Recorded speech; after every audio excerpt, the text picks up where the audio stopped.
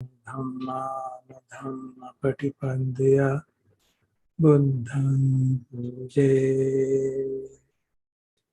धम्मं पूजे संघं पूजे।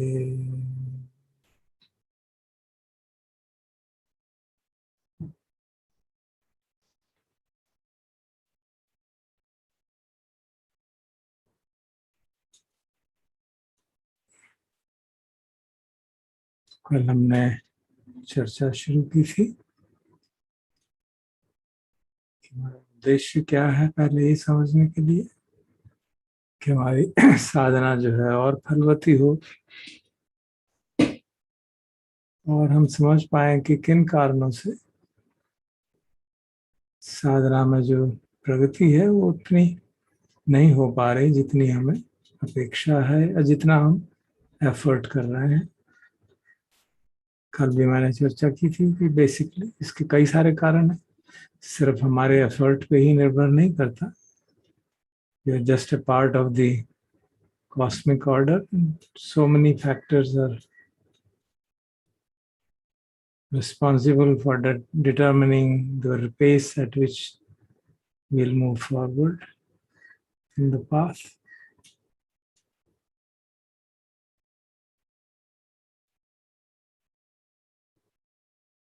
एक बात जो कल चर्चा में आई थी कि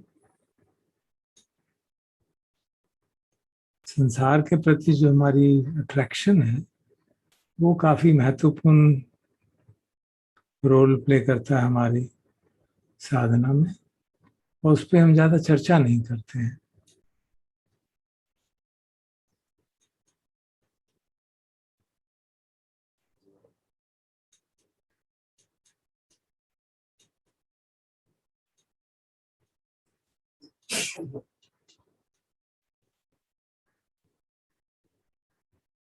हम एक साधना को सिस्टमैटिक तरीके से स्ट्रक्चरली जैसे समझा वैसे करते हैं, बहुत अच्छी बात है वो।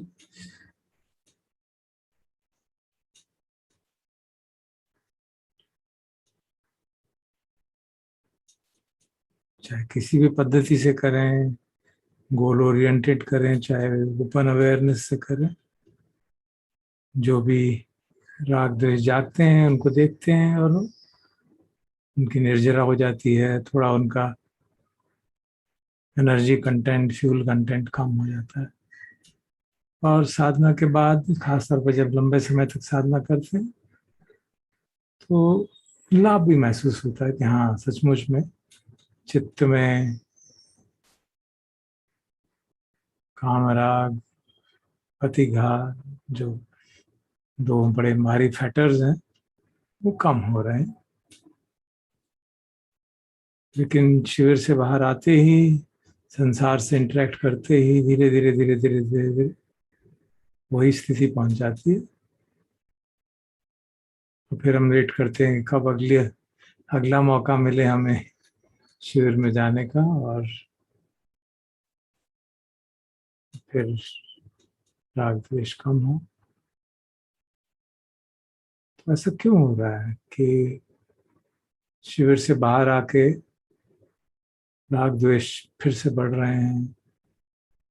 तो उसका मुख्य कारण यही है कि हमने संसार को ठीक से समझने का प्रयास नहीं किया है।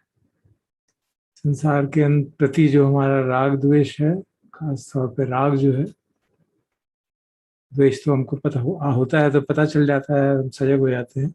राग के प्रति सजग नहीं हो पाते। अच्छा लगता है तो इसी को संक्षेप में भगवान ने कहा कि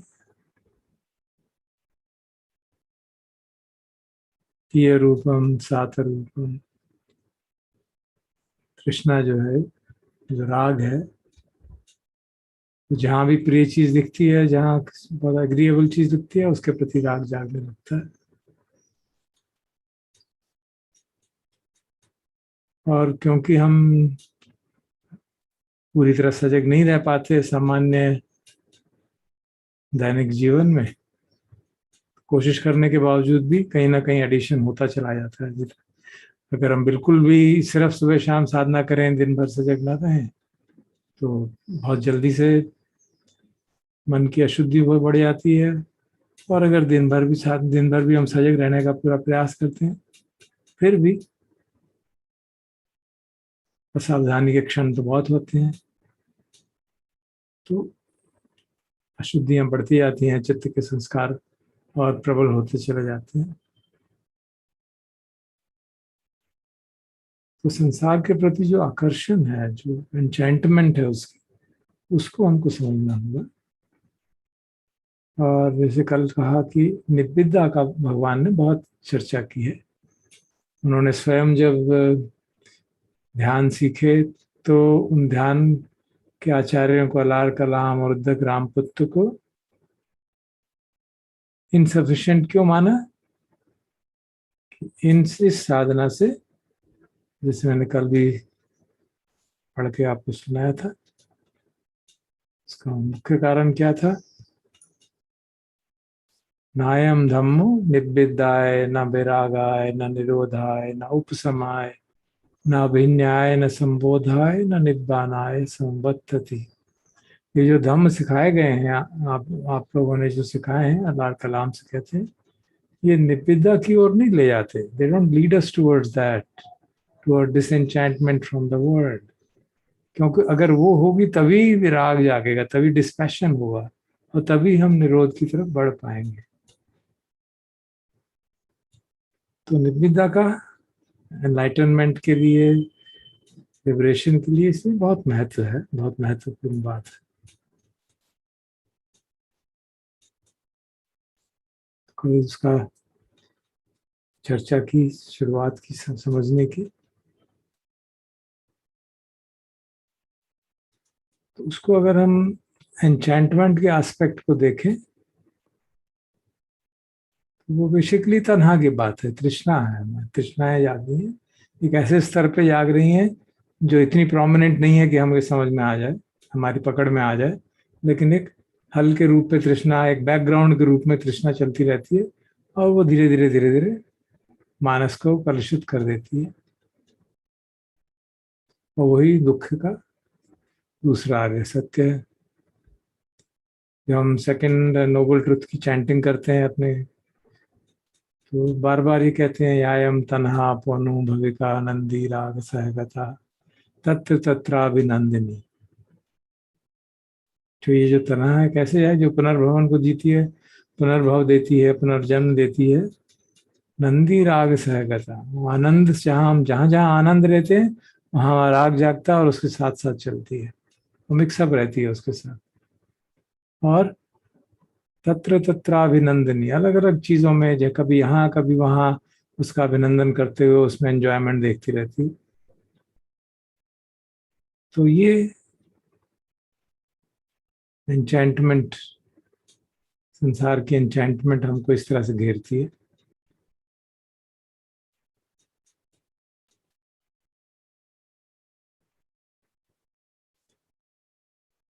सामान्यतः हम यही समझते हैं कि हाँ, संसार से जब भी इंटरेक्शन होता है तो आंख से हमने कुछ रूप देखा, उस रूप को देख के वेदना जागी, और उसके प्रति असावधानी के कारण, विद्या न होने के कारण, अविद्या के कारण वेदना के प्रति तृष्णा जाग गई, तो राग जाग गया अगर प्रिय है, या द्वेष जाग गया प्रिय है। तो सामान्यतः हम समझते हैं कि राग द्वेष जो है वेदना के ऊपर जाग रहे हैं, और वो बात सच भी है, वेदना के ऊपर ही जागेंगे। पर जो डिटेल्ड एक्सपोजिशन भगवान देते हैं कि ये कहाँ जागती है ये तृष्णा, वो महासतिपट्ठान सूत्र में आता है। उसकी हम चर्चा ज्यादा करते नहीं, पहले एक आध बार मैंने आपसे शेयर किया था कि महासतिपट्ठान सूत्र में और सतिपट्ठान में फर्क क्या है। सिर्फ यही फर्क है कि उसमें सच्चे पब्बम बहुत बड़ा है, उसका पूरा डिटेल्ड एक्सपोजिशन दिया गया है। तो द्वितीय आर्य सत्य का भी डिटेल्ड एक्सपोजिशन दिया गया है कि ये अट्रैक्शन कहाँ होता है, संसार का अट्रैक्शन कहाँ पे हो रहा है, कहाँ पे उपजती है तृष्णा, कहाँ पे इसका निवास है। तो भगवान कहते हैं, मैं थोड़ा कोट करता हूँ वहां से, यम लोके पिय रूपम सातु रूपम एथे से तनहा उपज्यमाना उपज्यति एथ विनिवस्यमाना निवसति। तो संसार में जो भी हमको प्रिय लगता है, अच्छा लगता है, वहीं पे एंचेंटमेंट जागती है, तृष्णा जागती है और वहीं पे सेटल हो जाती है। और फिर वो भगवान पूछते हैं, खुद ही प्रश्न करते हैं और उत्तर देते हैं कि संसार में क्या है जो हमको प्रिय लगता है, किसके कारण एंचेंटमेंट जागती है। तो एक पूरी लिस्ट, इतनी ह्यूज लिस्ट वो देते हैं जो कि हमारी आंखें खोल देती है कि हम लोग इसकी ओर ध्यान नहीं देते कि कहाँ कहाँ पे हम संसार से के प्रति अटैच हो जाते हैं, अट्रैक्ट हो जाते हैं। कुछ चीजें तो सामान्य जो हमें मालूम है, कुछ चीजें ऐसी है जिनके ऊपर हमारा ध्यान ही नहीं जाता। जैसे वो पहली बात जो कहते हैं, प्रश्न पूछ रहे हैं कि क्या है जो संसार में हमको अट्रैक्ट करता है। चक्षु लोके पिय रूपम सात रूपम एथे सातनहा उपज्यमाना उपज्यति एथ निवस्यमाना निवसति। जो आंख है वो बड़ी अच्छी लगती है, बड़ी प्लेजेंट है और उसके ऊपर क्रेविंग जागती है। इसी तरह कान, नाक, जिह्वा, काया, मन,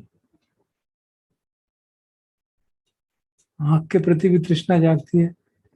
जब ये हम सुनते हैं तो समझ में आता है, हाँ हाँ कितना व्यापार इस बात पे ही होता रहता है कि आंखें हमारी ठीक रहें, दिखें, उनकी बनावट ठीक है कि नहीं। जिनकी आंखें छोटी हैं वो अपनी बड़ी आंखें करना चाहते हैं। नाक कैसी है, गर्दन कैसी है, काया कैसी है, काया की फिगर कैसी है, तो समझ में आता है, हाँ अरे हम उसको तो हम ऐसे सामान्य सा बात मानते हैं, वहां पे भी वो चीजें हमको अच्छी लगती हैं और वहीं पे तन्हा जाग जाती है। फिर दूसरा, ये 6 चीजें बताई, फिर उसके बाद दूसरा छक्का जो है, रूपालोके, सद्दालोके, गंधालोके, रसालोके, फोटम्बालोके एंड सो ऑन।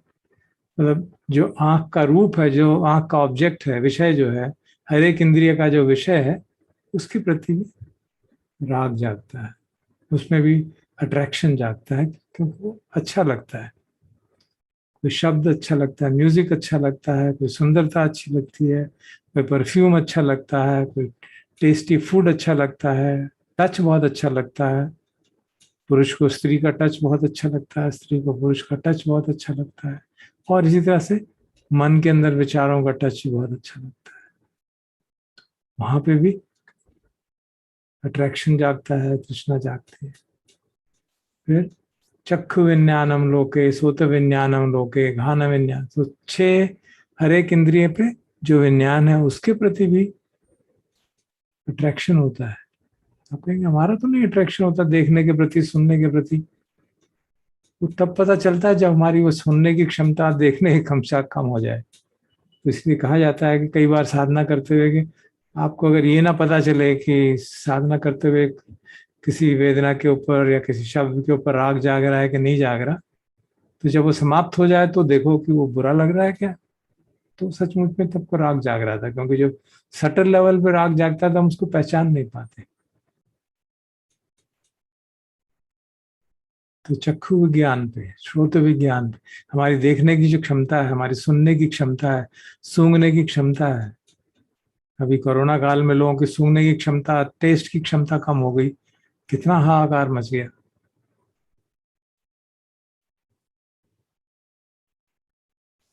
और फिर कांटेक्ट, चक्षु संपत्सो लोके, सोत संपत्सो लोके, भान संपत्सो लोके, अर्थात हर एक 6 इंद्रियों पर जो स्पर्श होता है वो भी बहुत अच्छा लगता है। और फिर वेदना लोके, चक्षु संपत्सजा वेदना लोके, चक्षु के स्पर्श से जो वेदना होती है वो बहुत अच्छी लगती है। कान के स्पर्श से सोत संपत्सजा वेदना, घान संपत्सजा, ये बात तो हमको मालूम है, क्योंकि इसमें हम बहुत काम करते हैं। हमारा सारा अभ्यास जो रहा है दशकों से, वेदना पे अभ्यास रहा है, तो इसको तो हम समझते हैं। काया पे स्पर्श होता है तो वेदना जागती है, वो बहुत अच्छी लगती है जो प्रिय वेदना होती है। और फिर उसके प्रति अट्रैक्शन जागता है। फिर संज्ञा की बात करते हैं, रूप संज्ञा लोके सद्द संज्ञा लोके। हमारा जो परसेप्शन है फॉर्म्स का, शब्द का, आवाज का, स्मेल का, टेस्ट का, टच का, जो हमारी मेमोरीज हैं उनको याद करके हम कितना याद करके राग जगाते हैं, अपने मन में संसार के प्रति अट्रैक्शन जगाते हैं। फिर रूप संचेतना लोके सद्द संचेतना लोके गंध संचेतना रस संचेतना। हर एक इंद्रिय के द्वार पे जो हमारा इंटेंशन बनता है उसके प्रति भी राग जागता है, अट्रैक्शन होती है, अटैचमेंट होती है। एंड देन रूप तन्हा लोके सद्द तन्हा लोके, ये तो हम समझते हैं कि हाँ रूप को देख के तृष्णा जागती है, ये भी हमारे सामान्य साधना का हमारा पार्ट है। शब्द को सुन के, म्यूजिक सुन के तृष्णा जागती है, स्मेल से, टेस्ट से, टच से और विचारों से। इसमें और जोड़ते हैं भगवान, रूप वितक को लोके सद्द वितक को लोके। आप विचार कर रहे हैं, कभी कभी सडनली याद आ जाएगी कि आई उसकी इंटेंशन की, और फिर उस पर विचार करने लगते हैं। हम वहां गए थे तो कितना अच्छा था वो माउंटेन कितने अच्छे थे, और वो म्यूजिक ऑर्केस्ट्रा सुना था हमने, गए थे उसमें तो कितना सुंदर लगा। सो थॉट्स अराइज अबाउट दैट। और वो वितक तक ही नहीं रुक जाते, वो विचार तक भी जाते हैं, फिर उस पर और मनन होता रहता है, उस पर और मलिंग होती रहती है, and we keep on increasing the intensity of our attraction.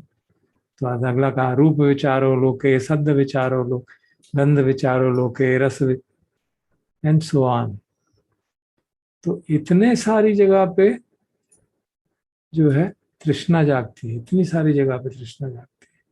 तो फिर भगवान कहते हैं, this is the noble truth इदम उच्यति बुक्खवे दुख समुदयम अर्य सच्चम। तो दुख समुदय की इतना द्वारा, इतना उसका डोमेन है, इतना उसका पॉसिबिलिटीज हैं, और ये सब संसार से इंटरेक्शन के कारण ही जागती है।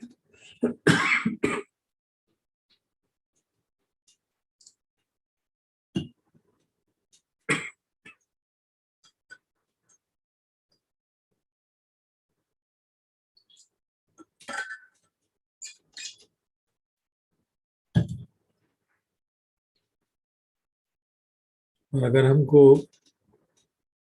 इन सारे अट्रैक्शन को कम करना है, इसको राग को कम करना है, तो जहां जहां राग जागा वहां वहां पे छोड़ना पड़ेगा। तो जो अगला अनिरोध सच्चम है उसमें संक्षेप में वो कहते हैं, यम लोके पिय रूपम सात रूपम एथे सातना पह्यमाना उपह्यति एथे निरुज्यमाना निरुंजति। Whatever in the world seems enticing and pleasurable, it is there that craving has to be given up and it will cease. So we should have a comprehensive understanding क्या हो रहा है। उसका मतलब नहीं हम इतने सारे चीजों को याद करते रहेंगे और उसके हिसाब से काम करेंगे। Basically we have to be mindful of wherever some attraction towards the world arises. किसी की आंखें सुंदर देख के हम अट्रैक्शन हो रहा है, किसी की वाणी सुन के अट्रैक्शन हो रहा है, किसी गंध से सुन के अट्रैक्शन हो रहा है, किसी रूप को देख के अट्रैक्शन हो रहा है, किसी वेदना को जान अनुभव करके अट्रैक्शन हो रहा है, किसी उसको याद करके अट्रैक्शन हो रहा है। याद करने को तो हम सामान्यतः महसूस ही नहीं कर पाते कि इससे भी हमारी तृष्णा बढ़ेगी, और उसमें फिर लोट पलोट लगाने लगते हैं। चिंतन करके भी तृष्णा जाएगी। सो जब भी the world seems pleasant to us, let us be mindful and be aware, oh, this is how the attraction to the world arises. और जब तक ये वर्ल्ड के प्रति अट्रैक्शन होता ही रहेगा, बढ़ता रहेगा, हम साधना करते रहेंगे, एक तरफ से सफाई करेंगे, एक तरफ से बढ़ाते रहेंगे, और फिर जितना अगर इंटेंसिटी बढ़ जाएगी इस अट्रैक्शन की तो मन भटकेगा, क्योंकि वही चीजें याद आएंगी, उस तरफ मन जाता रहेगा बार बार बार बार।